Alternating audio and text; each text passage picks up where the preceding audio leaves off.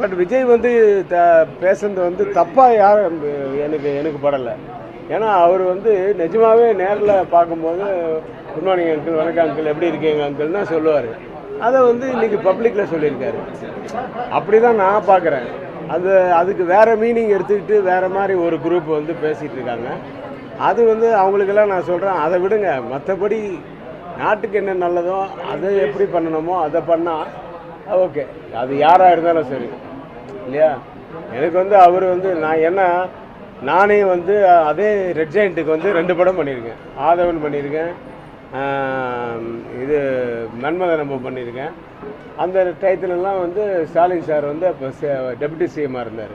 அவர் வந்து படம் பார்ப்பார். நான் நிறைய தடவை மீட் பண்ணியிருக்கேன். அவங்க வீட்டுக்கு நிறைய தடவை போயிருக்கேன்.